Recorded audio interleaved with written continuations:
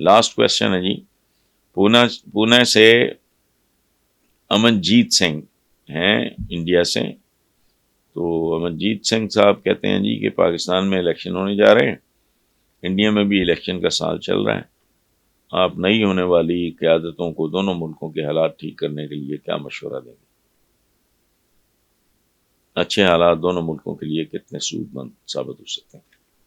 آپ یقین کریں امن جیت صاحب، میرا تو ذاتی خواب ہے، میرا کیا لینا دینا، I am not a politician, میں میڈیا پریکٹیشنر ہوں، لکھنے پڑھنے والا آدمی ہوں، میرا کیا تعلق ہے، لیکن یہ میرا ذاتی بہت بڑا خواب ہے کہ اللہ کرے، میں نہیں جانتا کس کا کتنا قصور ہے، تالی دونوں ہاتھوں سے بجتی ہے، کس کا ہاتھ بڑا ہے کس کا ہاتھ چھوٹا ہے میں نہیں جانتا، لیکن ایک بات میں جانتا کہ اس خطے کو سکون نہیں ملے گا جب تک دونوں طرف قداور جسے کہتے ہیں قیادت نہیں ہوگی، اور وہ عوام کے لیے بھرپور جسے کہتے ہیں درد دل نہیں رکھے گی. تو باقی آپ کا یہ آخری جملہ ہے کہ اچھے حالات دونوں ملکوں کے لیے کتنے سود مند، سے بہتر آئیڈیل صورت ہی کوئی نہیں. اور صدیاں اکٹھے گزاری ہیں، میری سمجھ سے باہر ہے. اس میں کوئی ویسٹڈ انٹرسٹ ہوگا، کسی کا انڈیویجول کا ہوگا یا اداروں کا ہوگا، میں نہیں جانتا. Otherwise it doesn't make any sense as far as I am concern. Kashmir کا مل کے بیٹھ لوں، کیسا مسئلہ جو ہے وہ ریزالو نہیں ہوا دنیا کی تاریخ. Thank you. جمہوریت ہے، جمہور سے جمہور کہتے ہیں عوام کو، اور عوام کو تباہ و برباد کر کے رکھ دیا ہے. میں پاکستان کے سیاستدان کو سیاستدان نہیں سمجھتا اور پاکستان کی سیاست کو نجاست سمجھتا ہوں. یہ نئی بات نہیں ہے. 32-33 سال، میرے کو پتہ نہیں 12-13 کالموں کے مجموعے ہیں، میں 32-33 سال سے یہی بات کر رہا ہوں. اچھا، اب رہ گئے پولیٹیکل گینگسٹرز، تو یہ تو میری ٹرم ہے جو آپ نے استعمال کی ہے. پاکستان کی پالیٹکس میں سوائے گینگسٹرز کے ایکسیپشنز ہیں، اس میں کوئی شک نہیں، تھرو آؤٹ رہی ہیں. اچھے لوگ بھی رہے ہیں لیکن وہ اتنے ہی ہیں جتنا آٹے میں نمک ہوتا ہے. سو یہ جو بات آپ کر رہے ہیں، دوسرا اس کا پہلو یہ ہے کہ یہ نااہل ہونے والی بات، میرا خیال ہے کہ یہ بیسیکلی اگر آپ نے شیم ڈیموکریسی بھی ہے، 2 نمبر جعلی جیسی بھی ہے، یہ بنیادی طور پہ عوام کا استحقاق ہے کہ وہ کس کو اہل اور کس کو نااہل سمجھتے ہیں. اگر وہ نااہلوں کو سلیکٹ کرتے ہیں، الیکٹ کرتے ہیں، تو پھر وہ ذلیل ہوں گے 1 بار 2 بار، جیسے ہوا آج نہیں تو کل، کل نہیں تو پرسوں ان کو عقل آ جائے گی. لیکن بیسیکلی کسی پولیٹیشین کو، چاہے وہ گینگسٹر ہی کیوں نہ ہو، کسی پولیٹیشین کو نااہل کرنا یہ حق ہے عوام کا. سو یہ دونوں رخ جو ہیں تصویر کے میں نے آپ کے سامنے رکھ دی ہے. وہ پھر آپ کی اپنی جسے کہتے ہیں نا مزاج کی اور فکر کی بات ہے. نیکسٹ ہیں جی خالد رفیق صاحب ہیں اسلام آباد سے. وہ کہتے ہیں کہ الیکشن لڑنے کے لیے نواز شریف کے لیے آخری رکاوٹ بھی ختم ہو گئی، تو کیوں نہ عمران خان سمیت سب کو انتخابی میدان میں برابر کا ماحول فراہم کیا جائے تاکہ تمام سیاسی پارٹیوں کی مقبولیت اور اہلیت عوام اپنے ووٹ سے طے کریں. آپ بالکل ٹھیک کہہ رہے ہیں. اس میں تو قطعاً میں پچھلے سوال کے جواب میں یہ بات کر کے ہٹاؤں کہ اگر یہ فیصلہ ہوا ہے کہ جی کرپٹ اور نااہل سیاستدان بھی وہ کہ جی ہو گیا ہے ان کا تاحیات نااہلی کا معاملہ، میں نے پچھلے سوال کے جواب میں یہی عرض کیا ہے کہ یہ عوام کا حق ہے. اچھا، اب آخری رکاوٹ جو آپ کا پہلا جملہ ہے کہ الیکشن لڑنے کے لیے نواز شریف کے لیے آخری رکاوٹ بھی ختم کر دی گئی، تو آپ مجھے ایک بات بتائیں خالد رفیق صاحب، ان کا تعلق اسلام آباد سے ہے، میں ویورز کے لیے پتہ نہیں میں نے بتایا ہے کہ نہیں. ایک بات آپ مجھے بتائیں، کیا آپ کو کوئی شک تھا کہ یہ رکاوٹ ختم ہو جائے گی؟ یہ میرٹ پہ ہے نہیں ہے، اس کی بحث علیحدہ ہے، وہ بھی میں پچھلے سوال کے جواب میں عرض کر چکا ہوں. لیکن کیا آپ کو کوئی شک تھا؟ مجھے تو نہیں تھا.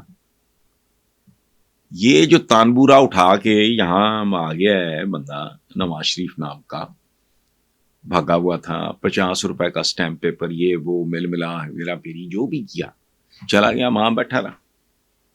اب اگر وہ آیا تو آپ کو جیسا اس کا 2 نمبر جعلی استقبال ہوا، اس کے بعد جو ان کے لوگوں کے ساتھ گلیوں سڑکوں بازاروں پہ سلوک ہوا، جیسے اب تک وہ دبک کے بیٹھے ہیں، وہ سارا معاملہ سیدھا ہو گیا. وہ نکلیں گے ایک کاروائی ڈالنے کے لیے. باقی جو حقائق ہیں وہ خالد رفیق صاحب آپ کے بھی سامنے ہیں، میرے بھی سامنے ہیں. اس ملک کے عوام جتنے بھی ان پڑھ گئے گزرے ہوں، لیکن یہ تو ریالٹی ہے. It's in the air, it is written on the wall. اس میں تو کوئی کنفیوژن ہے نہیں. باقی ایک کتابی بات، نصابی بات کہ جی تمام سیاسی پارٹیوں کو، تو کتاب نصاب کی تو اوقات ہی کوئی نہیں ہے اس ملک میں. یہ آئین کی کتاب میرے پاس پڑھی ہے، کبھی پڑھ کے دیکھیں، آپ کو یقین ہی نہیں آئے گا کہ یہ پاکستان کا آئین ہے. اس کی کون سی شکوں پہ سیاست دان جو ہے نا، یہ ان چند ایک چیزوں پہ بات کرتا ہے جہاں ان کے اپنے حقوق پہ زد پڑتی ہے. ادروائز یہ لطیفوں کا مجموعہ ہے. اور جنرل ضیاء الحق نے زندگی میں صرف ایک سچ بولا ہے جہاں تک میں جانتا ہوں، کوئی اور بولا ہو تو مجھے نہیں پتا. وہ یہ کہ اس نے پاکستان کے آئین کو چند کاغذوں پہ مشتمل ایک چیتھڑا قرار دیا تھا. ختم. نیکسٹ ہیں جی کبرا امین ہے ملتان سے. وہ کہتی ہیں جی عمران خان کو GHQ حملہ کیس میں گرفتار کر لیا گیا. 5 ماہ قید میں رہنے کے باوجود وہ اپنے بیانیے سے پیچھے نہیں ہٹ رہے.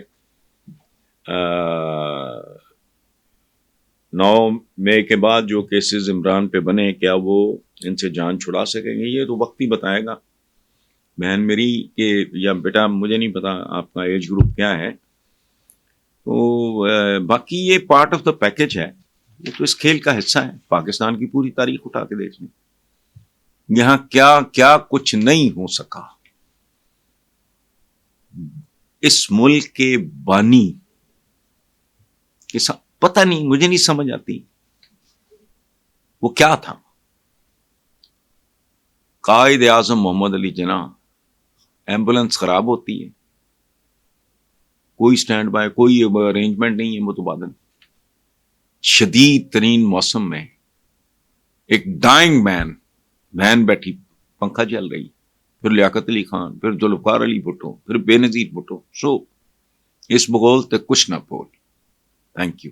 آخری سوال ہے جی میاں سعد رضا ہے، کراچی سے تعلق ہے ان کا، کینیڈا میں رہتے ہیں. وہ کہتے ہیں جی کہ آپ پاکستان کی سیاست پہ دہائیوں سے لکھ رہے ہیں، آپ نے کئی ادوار حکمرانی بھی دیکھیں.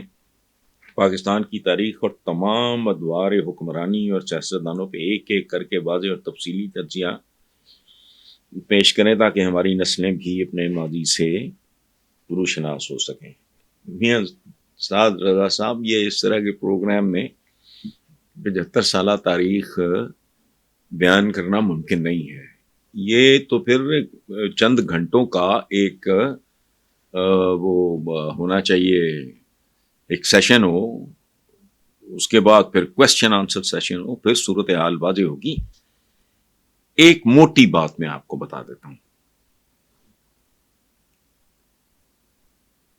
پاکستان بنا تو اس کے بعد ایک شاعر، مجھے ان کا نام بھول رہا ہے، ان کا ایک مصرع بڑا پاپولر ہوا، پڑھے لکھے لوگوں میں آج بھی ہے. منزل انہیں ملی جو شریک سفر نہ تھے.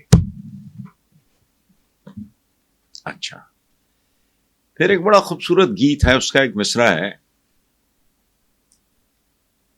نہ جانے کیسا سفر ہے میرا، جہاں ہے منزل وہیں لٹیرا. باقی حبیب جالب کی شاعری پڑھ لیں. اور آخری بات، آج کا پاکستان دیکھیں، آپ کو اندازہ لگے گا کہ بھاری اکثریت سیاستدانوں کی یا حکمرانوں کی وہ بددیانت، خائن اور خود غرض لوگوں پہ مشتمل تھی. ورنہ ذہن میں رکھیں کہ جب پاکستان بنا بہت برے حالات تھے، قتل و غارت ہوئی، لوگوں کی بہنیں، بیٹیاں، بیویاں، بہویں، پتہ نہیں کیا کچھ ہوا. نوزائیدہ بچے جو بھی نوزائیدہ بھی نہیں ماں کے پیٹ میں تھے نکال کے اچھال دیے گئے نیزوں پہ، کرپانوں پہ. اچھا لیکن پاکستان کے دفاتر میں صورتحال یہ تھی پاکستان بننے کے فوراً بعد کہ ان کے پاس کامن پینس نہیں تھی. یہ تاریخ کی کتابوں میں لکھا ہے. درختوں کے جو کانٹے ہوتے ہیں نا ان سے کامن پین کا کام لیتے تھے.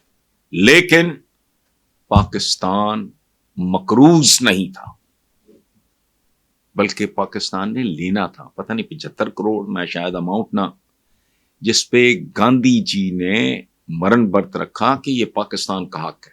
ہم بھلے پاکستان کا قیام پاکستان سے اتفاق کریں نہ کریں، لیکن اب چونکہ ہو چکا ہے اور یہ ان کا حق ہے. یعنی 1 روپیہ کسی کا دینا نہیں تھا، 75 کروڑ 75 سال پہلے کا لینا تھا. آج جو بچہ ابھی پیدا بھی نہیں ہوا وہ بھی لاکھوں کا مقروض ہے. اور ایک زمانے میں کہا کرتا تھا کہ یہ فوجی مداخلوں کی بات کرتے ہیں، یہ وہ لوگ ہیں اگر ان پہ اتنا بھی چیک نہ ہو یہ پاکستان کو پاکستان ہاؤسنگ سوسائٹی بنا کے اس کے پلاٹ بیچ دیں. اور یہ نوبت یہاں تک آ گئی ہے. Thank you very much.